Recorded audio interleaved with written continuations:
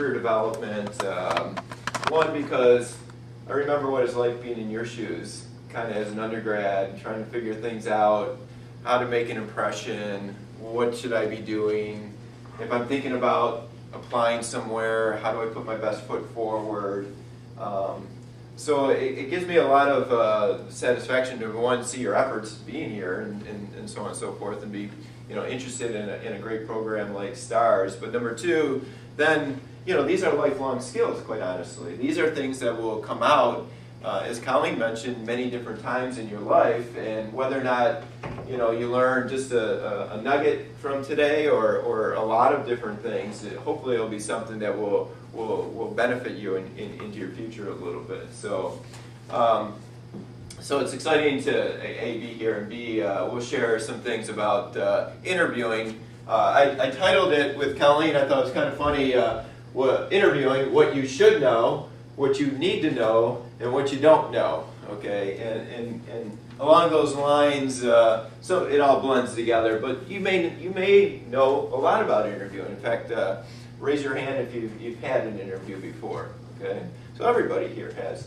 How many of you had 2 or more interviews? Okay, how many of you would say that you are very experienced at interviewing? Let's say 5 or more, or something like that. Okay, so good, excellent. So it's nice to see, the wealth of experience here. But what you'll find, and you can probably all attest to this, that an interview goes in many different directions. It's hard to know what to expect when somebody's sitting across from you and say, so, tell me a little bit about yourself, okay? Where do I start? What do I do? What are they looking for? But there's some strategies and ways that you can actually prepare for that. And number 2, how to actually sell yourself well so that they think, wow, this person's really qualified, or this person's the best fit for me, or what a great candidate, I want to know more, okay? And that's kind of what we're going to talk about today a little bit, okay? Don't be afraid to raise your hand and ask questions, because probably the things that are on your mind are pretty much on everybody's mind. So we'll try to make this a really interactive session too. I have some great handouts and resources for you as takeaways or as information sharing things, and we'll go on with that. Beyond that, I have a little bit of a fun video to show you a little bit later on too in the session, so it probably won't be, hopefully for your benefit, me talking at you the whole time. We'll be able to collaborate a little bit more. So again, just to briefly touch on a little bit about my background, as Colleen mentioned, I had a career, albeit I don't consider long, about 8-9 years as a human resources professional. I worked for a couple different corporations, mostly as a generalist, but I did a lot of university recruiting. In fact, I used to come to WashU and recruit interns and full-time students from here. Primarily how I was able to land this career advising job through networking, but really have always enjoyed getting to bring people in and then developing their careers, and it helped me transition over. But with that, like I said, I remember being in your shoes, trying to make an impression, trying to figure out what it is that's good, what it is that they're looking for, so on and so forth. So hopefully having that experience on both sides of the table, and if you ever get a chance to interview somebody, you'll kind of start to appreciate what it's like evaluating answers. Is that good enough? And trying to mentally go through that, okay? Any questions so far? A little bit, so to speak? Okay. So let's think about the interview in the first place, okay? What makes us a little bit timid about them, or what kind of helps our blood pressure rise a little bit when we think about, all right, we're going to go into an interview, or I have an interview coming up. Can you describe some of those feelings? When you're worried because it's something that you want and you don't know if you'll be able to get it. Okay, so a sense of worry maybe, you want it, you don't have much control over it, right? Yeah. And like, what kind of questions they're gonna ask you about? Like, you've never had this interview with this specific, recruiter, and then you kind of expect what they want, what you're gonna ask, and then that creates a sense of worth, I guess. So. Yeah, I mean, they could ask almost anything. Yeah, pretty much. Legally, right? I mean, you hope that they don't ask illegal questions, and that's a different workshop. But, you know, part of that is they can ask a lot of things. You'd hope it'd be a lot about the job or the position or the company or about you and how you fit into that. But, you know, you're trying to anticipate that a little bit. Yeah. I think you're nervous because it's like one big shot to make a good impression. Yeah, so you really only have One chance. maybe one chance at this, right? Anybody take two? You don't know. We don't have a chance to do number two. Yeah. I think a lot of it has to do with just you're really excited about possibly getting this job and like or making a good impression on the person. So the mix like of being worried and also kind of like overwhelmed because you want it is like combines to make you really nervous or really scared, or you just don't want to say something. You want to execute it really well, but you're afraid you might not do it. Yeah. So the execution, I took that from your speech, being able to perform or do a good job with it. You're excited about it, but you don't want to be overly enthusiastic. Maybe, you know, it might show a sense of a lack of confidence or something like that. But this is the one position or maybe a position that you're really excited about, right? You're excited that they want you, right? That they thought enough of maybe about your resume or your application to say, hey, we want to call you up and give you an opportunity. Hey, Mike, it's nice to get your materials. Why don't you come on in, we'll have a conversation about them, right? Good. Anything else? Yeah. There's an element of the unknown. You don't know if it's necessarily going to be how many people are going to interview you or the nature of the interview, whether it's just going to be all be question and answer. Like I know I've had interviews where I have to like fill out things before I even go into the interview, so you don't know exactly what to expect. Not in just the nature of the questions, but just in the nature of the interview itself. Right, they just tell you where to show up, maybe a time to be there, but what's going to happen today, okay? Or here's some pre-interview steps that I want you to do. Fill out an application or go to a website, you fill out a profile, answer some questions for us, but you know, it's a little bit anxiety building almost, I would describe it. So with all these fears, what is it that we can do to try to come on in. What is it that we can try to do to alleviate some of them ahead? You know, whether it's before the interview or during the interview, what are some techniques or some things that we would say that might help us a little bit? Yeah. I think you have to prepare very well before your interview because for me, like 90 or 85% of the question in the interview, you can almost anticipate it. And then, like if it's behavior-based interviews, you can just characterize into different things, and then you can prepare your own story for that. And no matter what kind of question they ask you, you're getting prepared. Okay, so just to summarize, 90, you said 95% of the questions you can anticipate. It Yeah. might be high, Yeah. because they can almost ask anything, but you might be able to best anticipate what the question is, and then you said something interesting called a behavioral-based interview or question, and we'll get into that a little bit more for the people that haven't seen that before. You've had a lot of interviews, so you can understand that concept a little bit more, but we want to try to explain it for everybody. Very good, very informative. Any other things that you maybe do yourselves to try to calm some anxiety, or if you were going into an interview? Yeah. Kind of focus on your strengths, just like think about them during the interview, that way you know, like, these are your selling points. This is what you're trying to let them know about you, so that they want you. And it also is kind of reassuring. You're like, all right, I am good at this. Like, I do have this going for me, and they want that. So it's reassuring, calms you down a little bit. Okay, so what are you good at? What are your strategies? What are your strengths? What do you want to sell, okay, market about yourself, okay? How are you going to convince them that you're very good at problem solving or organizational skills or, you know, a strong communicator or something like that? And if you know that about yourself, what is it a way that a tactic or something I can certainly present that during the interview? I want to be able to do that. So, who knows you the best? Yourself. Exactly, right? You're the expert of you. Okay. Do they know you? Maybe by your resume. Okay. Maybe by your cover letter. Okay. So they have an inkling of who you are, or certainly on paper you look pretty good. How many people get hired by just a resume or a cover letter alone? Not too often. Have you? No, No. I have not. Okay.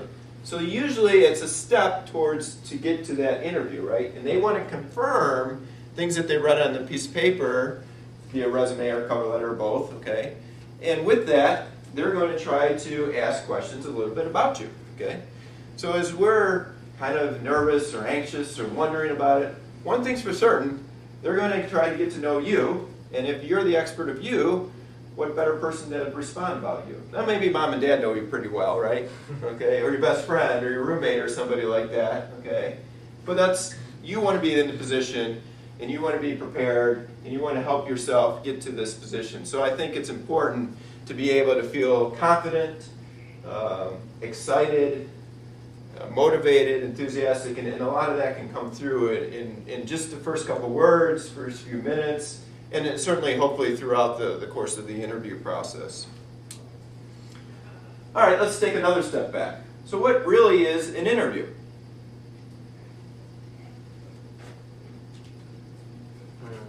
Advertisement. Advertisement, okay. So go speak a little bit further. I like your thought process there. You're kind of selling yourself to them because like it's kind of like a market. Like they're trying to buy like someone to work for them. They want to buy the best possible product, I guess, if you think about it in that way. So you're trying to show off your assets. Spoken like a good businessman right there. Absolutely, okay. You're trying to sell something, to be the best fit for their job, okay. What about them? Are they trying to sell you on the job? A little bit, yeah. I feel like if you go to the interview, you've already decided that you want it, that you want to buy it. It's more Okay, maybe yes, maybe no. Not always the case, but it could definitely be. Yeah. I think interview is like a set of conversations during which like recruiters try to determine if you're qualified for a position or not. Okay. So in their head, they're really thinking about the position, okay, and some minimum qualification level. Okay. So something that says, all right, this is what I need for this position, or this is somebody doing the job today. How does what he or she is saying, how does that stack up? Okay. So there's a measurement, right? There's a baseline measurement that they're trying to evaluate based on what you're saying and who you are, and do you meet that? Okay. Now you want to, like in any exam or test, you want to do as well as you can, right? You want to be above everybody else so that ultimately they pick you. Okay. But can you control the other competition? No, would you get any other interviews? Oh, I know who's behind me. Don't hire them. They're terrible. No, normally you would never do that, right? You would only talk about yourself. But it's important to be able to assess what is the job and be able to try to figure out what is that minimum qualification level. We'll do a little exercise to figure out what that is. Yeah. I think interview is not just a process for them to know more about you, but most importantly, it's a process for you to know more about them, about the culture of the organization. It's kind of this kind of emotional or cultural things you normally won't be able to find it on the website or out of the books. And then the best way to get to know the culture of the company, I think, is through talking with the people in the organization and know more about their personality, because that's the best way for you to know who are the people you're going to work with.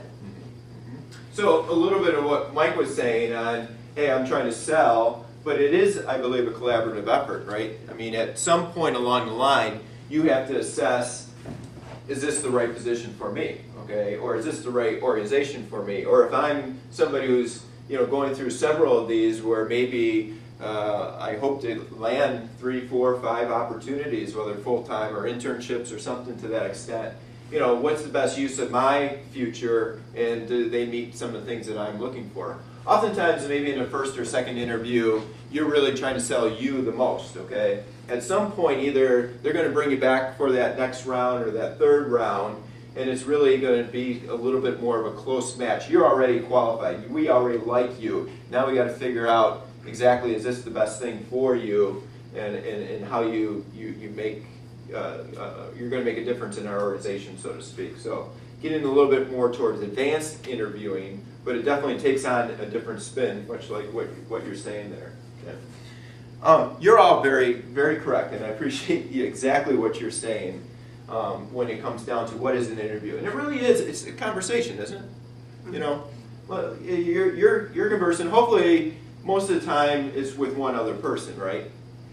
Sometimes there are group interviews, several people in the room at the same time, and you're, suddenly on the spot, and they're teaming at you a little bit with their eyes, But the idea is they're just really trying to get to know you, and what builds anxiety, what builds fear, is this measurement, right?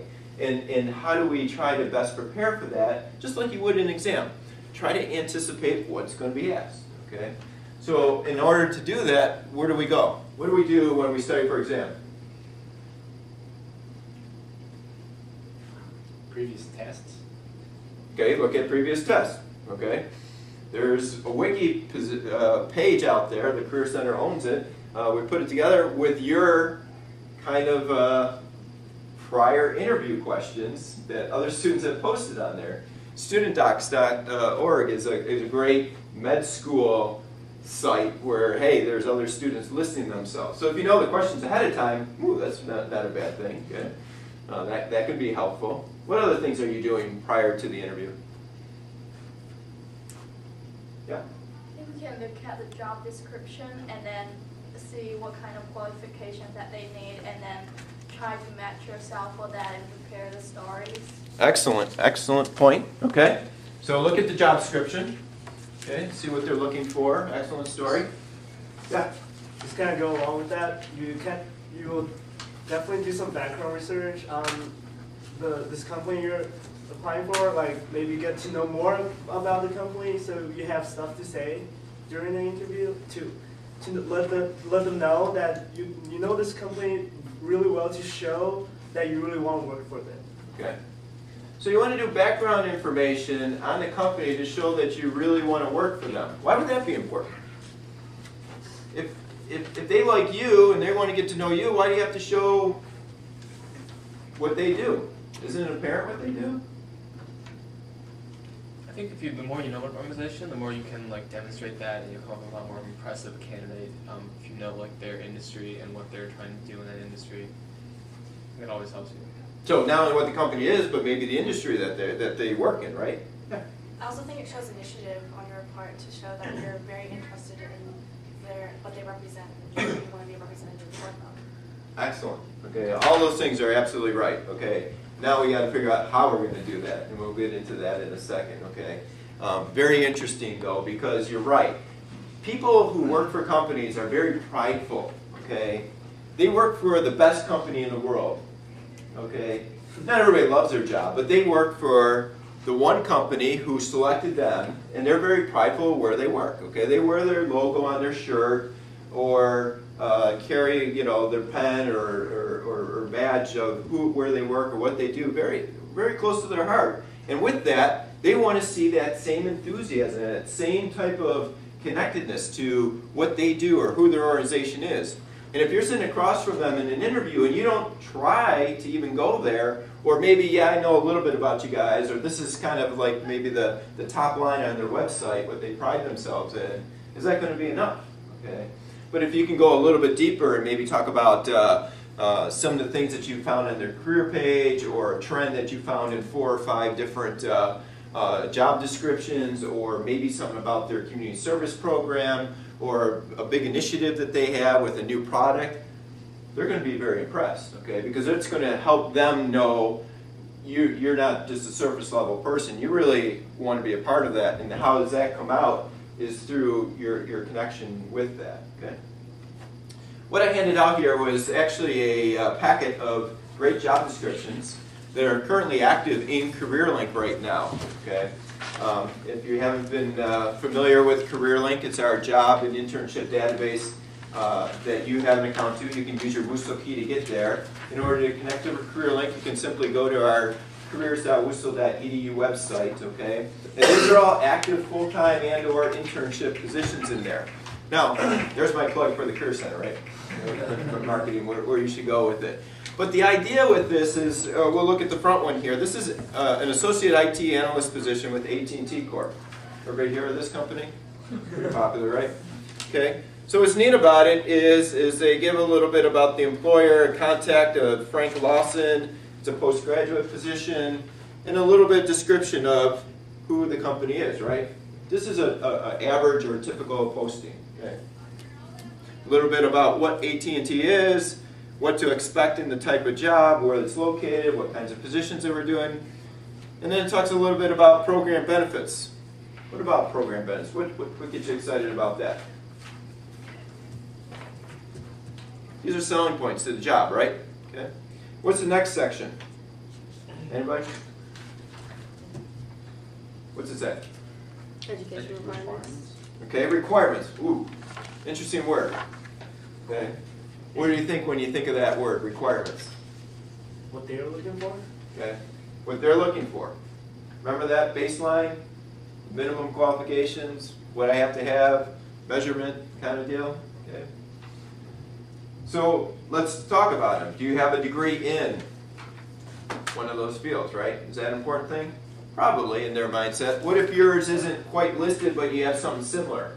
Or you have a personal interest in that, or you think that you're pretty close? I Yeah. think if you have something similar, you could apply, and in your cover letter maybe go over why you think your degree would still make you a good fit for this position, and then in the interview you could further expand on that. Okay. Maybe you need to go back into the program benefits or the type of things that they talk about and what to expect.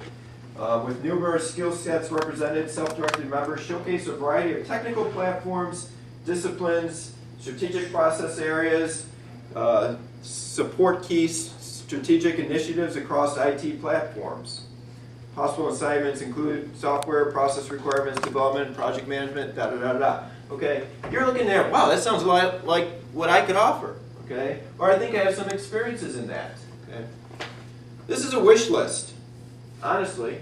Okay, as an HR professional, we'd put it out there hoping to get the best candidate. Okay, and if somebody submitted a resume with everything that we hoped for, required. A lot of times you see another section on there called desired, right? All right, that'd be great. It'd be outstanding if we got candidates that met every single criteria that we have. Okay, it doesn't mean if you don't fit every single one thing on here, quote unquote, that you can't apply. Okay, let's say it's 50%. Should you apply? Good question mark. You don't know. You don't know what your competition's up against. Okay. So, but if you really like the position, you really think you have some selling points, it isn't that you have to meet every single one of the things in here, okay? But what you want to do is the things that you do have in there, highlight the heck out of it, okay? You want to prepare in your interview that's your big selling point, okay? This is your cheat sheet for any interview, okay? What's something that we could expect as a question if I was to read something about this job and you're going to go into the interview? Anybody? Pull out some words in there that you think that they might be able to ask you a question about.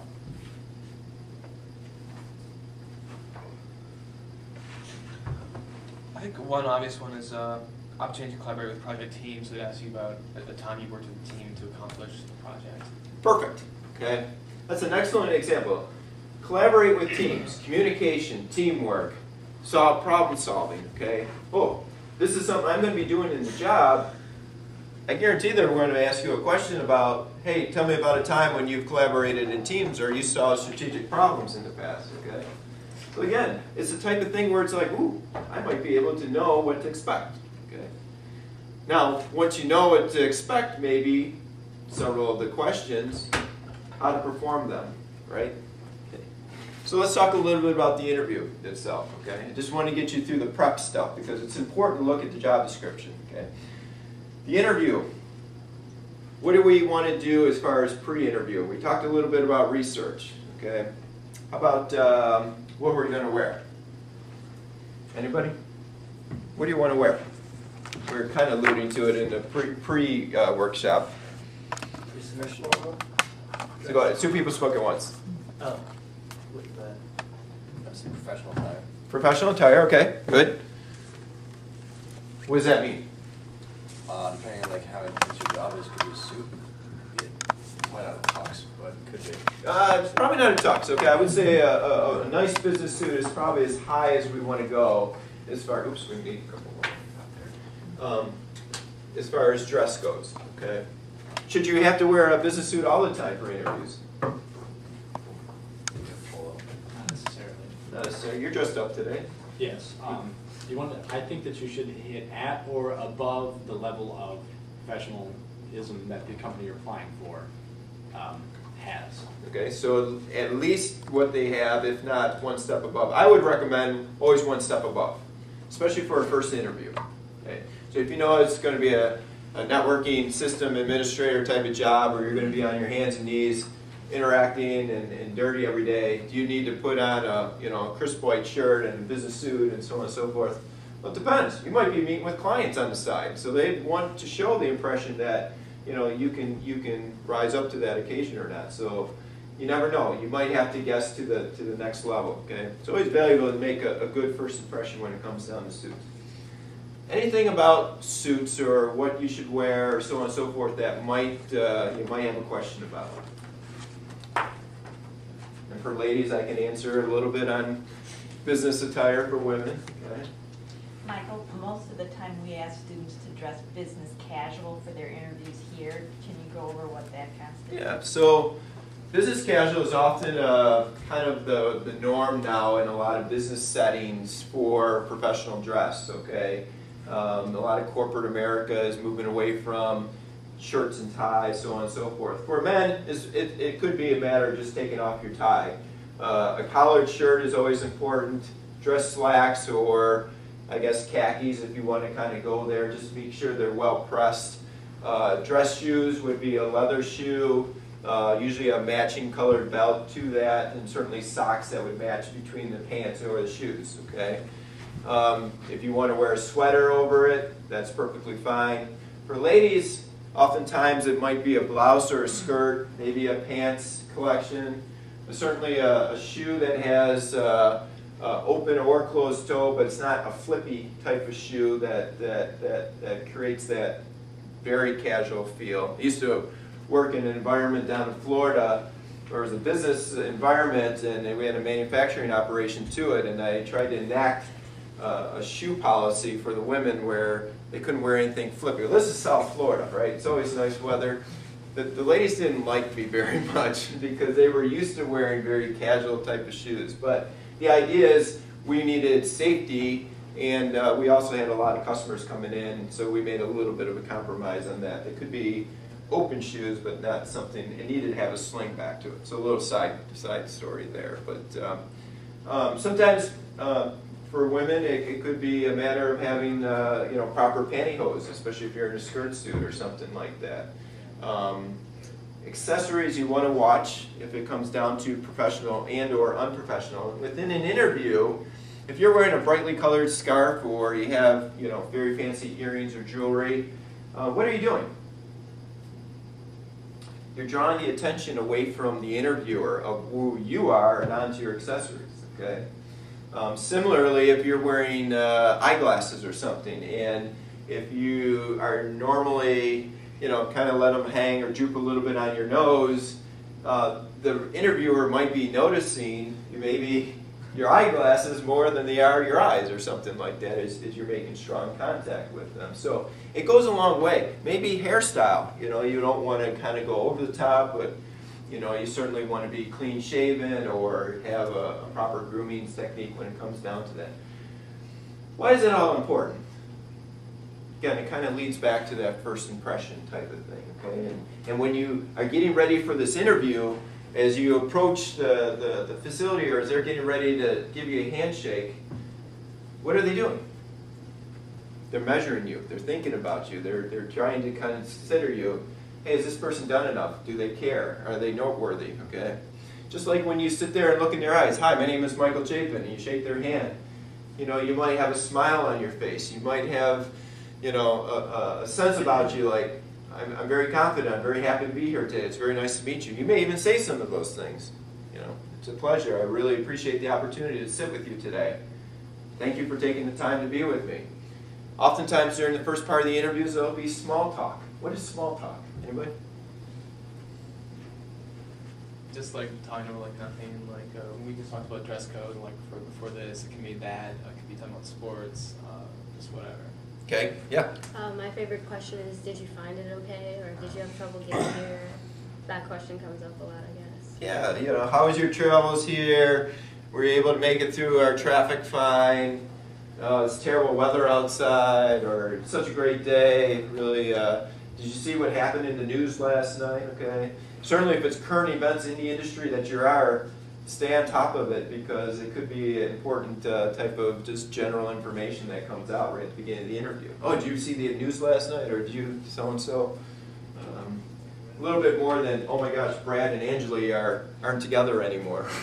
Okay, probably wouldn't go on that level, but unless you're in the entertainment industry, of course. So you never know. So small talk, why do they do it?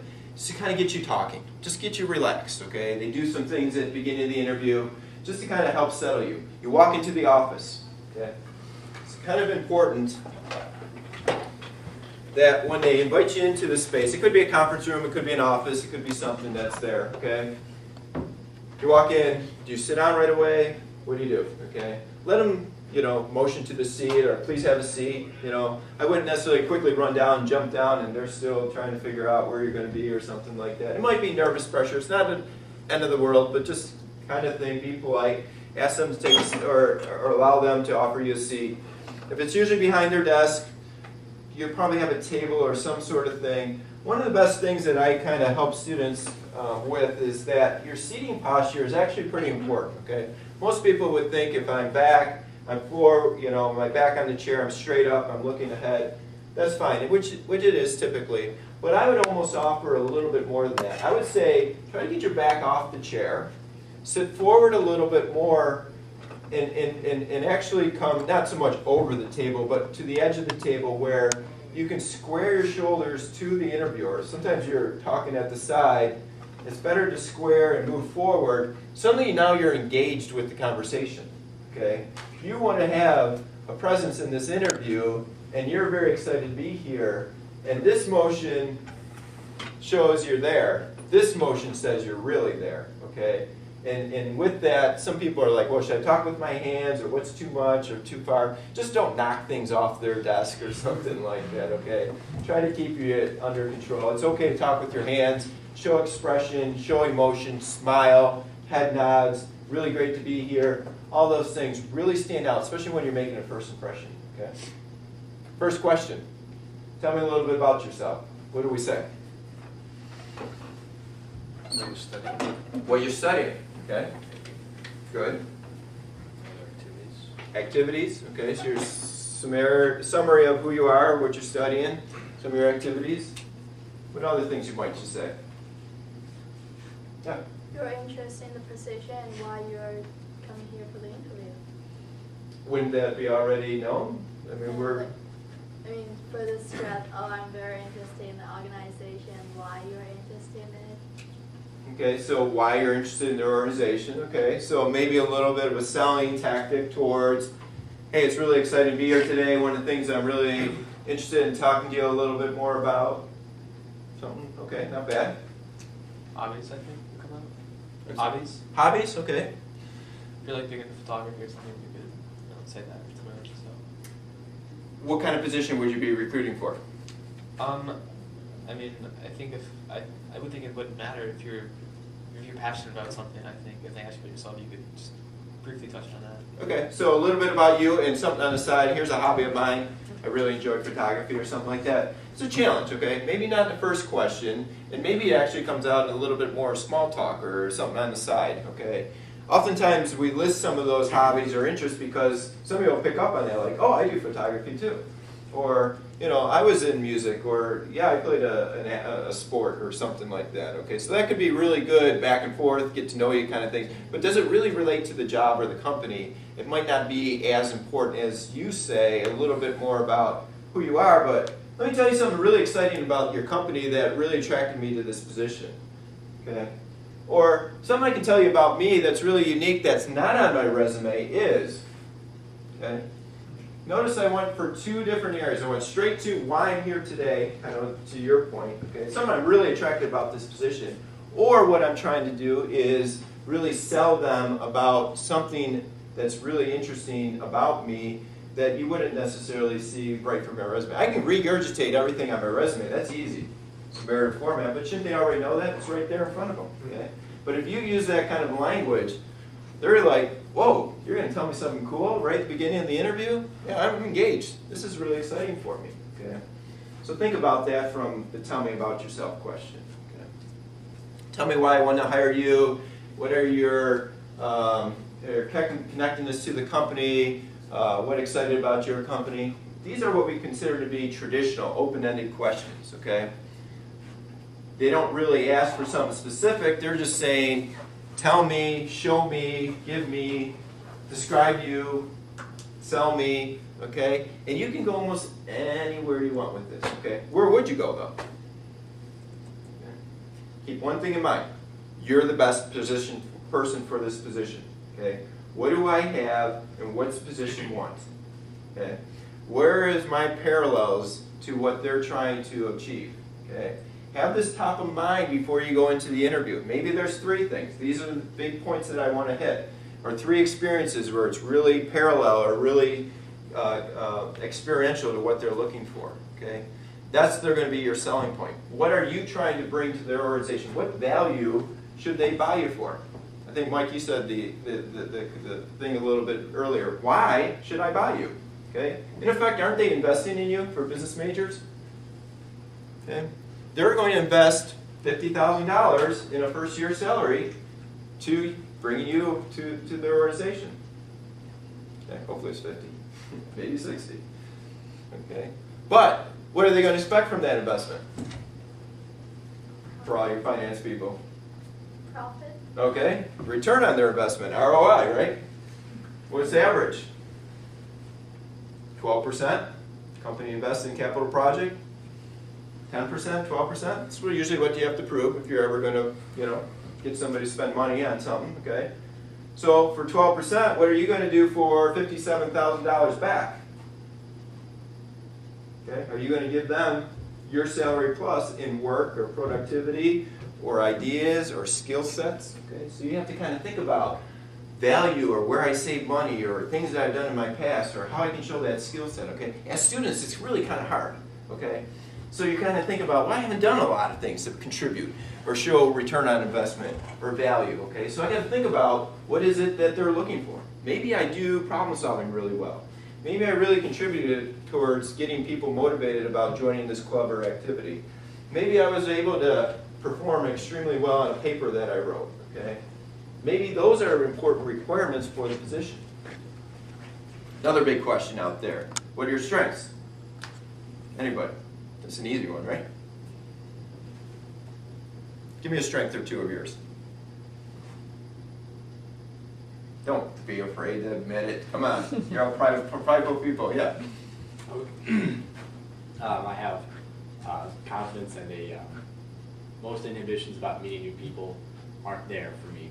I just do things. Okay. Just jump right in, right? Yes. Good. Good. Yeah. I think I have good problem-solving skills, and I'm also very detail-oriented, and I'm also good at customer service to communicate with different people. Excellent. Okay. And I'm sure you all have 2 or 3 of these things. At least come prepared with 2 or 3 of these things. Okay. Okay. So what? You told me it. Now what? Will I believe you? How can you prove that you're good at those things? Give them some solid examples. Always have a backup story with it. Okay. I'm really good at customer service. And in fact, I won an award recently where I was able to provide that. Or from my experience at such and such, this is how I did show good customer service. Yeah. Can I just go along with that? Yep. I had an interview with Monsanto last semester, and then the last question they asked me was, give me 5 reasons why you think you're the best candidate for this position. I was kind of shocked because I wasn't really prepared for that. I didn't expect them to ask questions like that. So I kind of I got stumped for a few seconds. I tried to come up with something like. So what were you stumped with? The actual tell us why or the 5 Just like reasons? the way they asked you, like, just tell us why, give us 5 reasons why you think you're the best for this job. Like, I don't know. I'm just kind of surprised. What, and I alluded to knowing 3 strengths, okay? Yeah. There's a classic thing where they want to say, all right, we know what I consider to be the canned responses, right? This is what you expected to say and what you prepared for. I just want to hear something natural or genuine about you, so I'm going to have you do a little bit more, okay? The opposite of the strengths question is what? The dreaded weaknesses question, right? What are you bad at? Okay? not only number one, what are you bad at? So tell me something that you might think would be an answer. I don't have to. You don't have to admit it, but just give me an idea. Something like you work too hard. You work too hard. Okay. It's like a weakness, but it's what they want. Okay. Secondarily, it's all right. So here's something I wish I could improve upon, or something like that. The weakness, okay. And I get a good response from you, and you're all proud that you worked on this question. You knew it was coming. You got it. And I went ahead and said, "Well, tell me another one." Okay. And then you're like struggling, and you're thinking about it, and you say, "Boy, I'm really not good with paying attention to details. Oh, I don't know if I told them the truth or what I should do there." And I say, "Oh, that's interesting. How about another one?" Okay. It happens. People have techniques and strategies out there. So sometimes you have to be kind of prepared for some of these things, okay? And having 2 or 3 strengths or 5 or 6, selling points about you is very important. They're trying to do it. Sometimes I may look at you and you end up answering and I just look at you. It's so awkward. What do you say? The uncomfortable silence, okay? Another technique. I want to see if they're going to offer me more information. Okay? Or maybe you're confident in your abilities. There's all kinds of these little strategies or techniques that people do, but not to say that they need to, okay? Some interviewers will base their actual interview on the first 30 seconds to 3 minutes of the interview. Okay? That's why that first impression is very valuable. That's why that handshake is meaningful. That's why looking in their eyes, smiling, nice to be here today. Because if they're that type of interviewer, and you don't do a good job there, you're probably not going to get the job. Okay? I'm not saying all interviewers are like that, but some. Okay? Some will base it upon what's wrong with you. Okay? They will take every single candidate and ask you question after question. They figure out what's wrong. Okay? And from that situation, then they'll say, all right, I got the perfect person I'm going to hire. They had the least amount that wasn't wrong with them. Okay? So as everybody starts at 100%, gets down, the one who scores the highest, they get the job. Terrible way of interviewing. Really, really bad way of interviewing, but they do it, okay? Some people will base it upon the qualifications of the job. Actually ask you about your experiences. Actually base upon the whole interview. Pretty good, okay? In fact, more and more companies are moving to what this situation we call behavioral interviewing, okay? Some of you may have heard this word, some of you may have not. I have a really good handout on it that's excellent reading material that you'll want to certainly participate in after this interview. But a part of the behavioral interview, the theory behind it is your experiences, your behaviors, the things that you've done already in life. Okay, even though they might not necessarily be related perfectly to my work situation. Okay, you may have never worked in X organization or X industry. But I'm going to ask you questions about competencies and skills that might be relatable. Are we missing some? I got a few more, sorry. And with that, that's going to predict how you're going to do in your future. Okay? If you say, well, there's things there, if I haven't necessarily done it or I haven't done a good job, does that mean that I'm always going to kind of be not so good at this question, okay? And the benefit to you is you can kind of anticipate this, okay? From the sheet that I handed you, either or, okay, and on the big sheet you'll see a list of these bullet points on the bottom, okay? And on the small sheet I have them on the lower left side, are common competencies. And I can almost guarantee that 90% of interview questions will relate about these competencies, okay? So when you think about how do I prepare, one, we can look at the job description.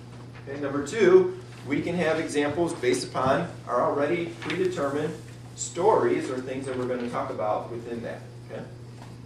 Now another reason that we talk about behavioral interviews is you can take a traditional question, why should I hire you?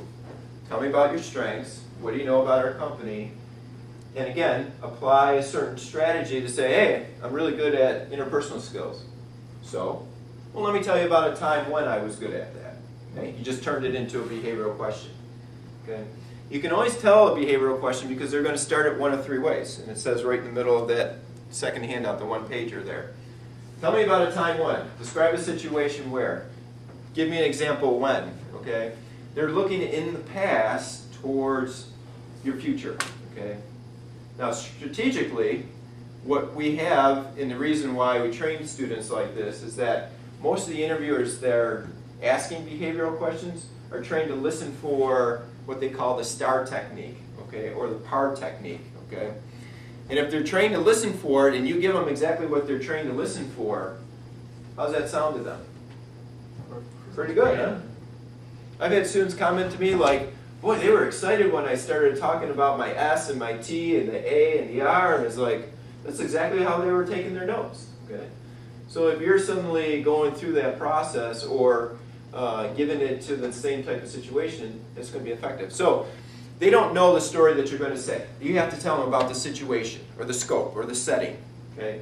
They don't quite know what task you were trying to solve or the problem, okay? So that's the S and the T. Then what did you do? Action, the most important part of that, okay? So by showing good teamwork skills, not only did I show up to meetings every day, but I came prepared. Okay, and when somebody didn't pull their own weight, I showed very good connectedness to them by offering my help and my support. We had a problem where we weren't going to meet the initial deadline, so I offered additional work to get the project done. Okay. Then we moved towards the R. Okay, so you gave them 2 or 3 A's. R, what was the facts? What happened? Well, we got the project done on time, fortunately, but we didn't get quite the grade that we thought we would because we were kind of rushed at the end. Okay. Now there's a second part to that R. 1 is the facts. Number 2 is what did you learn or gain as a result. Okay. So from this process, I learned, number 1, how to be a good teammate and make sure that we're staying on task and helping out and taking initiative. But number 2, I really learned that, when you're dealing with deadlines, sometimes you have to pre-plan a little bit better. So if I came into your organization where I'm sure teamwork would be a big part of this job, because I know from the job description and the culture, and I read it on your website that you rely on your teams, having that experience where I was able to contribute, show up for work on time, offer my assistance, would be a valuable asset that I could sell you. And I hope that you would certainly benefit from if I was able to come into your team. Number 1, what happened in effects? Number 2, what did you learn or gain? Number 3, how did you apply to the company or the job? Okay, does a real nice job because what are they doing? They're measuring in your head. What's the story you're telling me, and how does that apply to the job? Well, suddenly you just went there. You told them what the story was, and then how it would apply. Okay, even if you got a quarter or a smidgen of that right. Okay, at least you made the effort and you showed your connectedness to knowing what the job is. Ding, ding, ding, good answer. We really like that. Let's move on. Okay, he knows his job and it really works well. Okay, so use that technique in your behavioral answers. Okay, a couple more minutes here.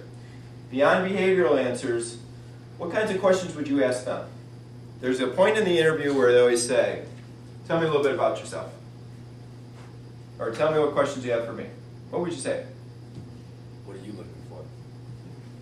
What are you looking for? Go on. Tell me a little bit more about that. If the interview is kind of based around just asking questions about you, not really saying what they're looking for, you can ask them what are you looking for in a candidate. Okay.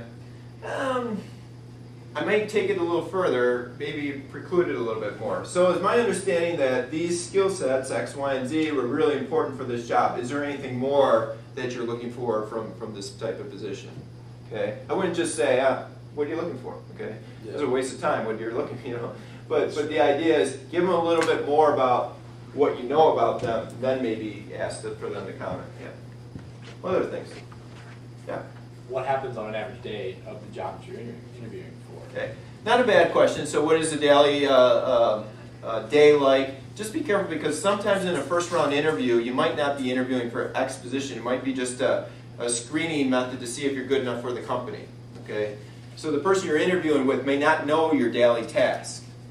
So you just got to kind of, what are some of the general projects or, I read this about the position and this is what I assume. Can you clarify any more details about the role or the expectations of the job or the position or something like that? Okay. Tell me about an intern that you hired recently and what made him or her a really good candidate. What skills did they employ to help them through their learning curve? question like that might elicit, like, oh yeah, Johnny was in the position last year and this is what he or she did really well. Well, I'm glad you told me that because we talked about communication and planning skills, but I didn't tell you about my problem-solving skills. Let me give you an example where I did that. You just asked for the roadmap. They gave it to you. Go follow it. Okay? Not a bad strategy when you think about it. Tell me what challenges that you're facing in your department today and how might my position or the position I'm being interviewed for really contribute or help out in that situation. What are some things that I can do ahead of time to help me prepare for the first day in this position? Does that show motivation, enthusiasm for wanting the job? Okay. There's a little box that you see a thing called your perspective, their perspective, okay, on the one-sheeter. They're listening for everything from their perspective. Okay. They're not listening for what you're going to get out of the position. They're listening to how you can contribute, what you're going to offer, how you're going to be a valuable teammate. Do we like you? Can we go to lunch with you?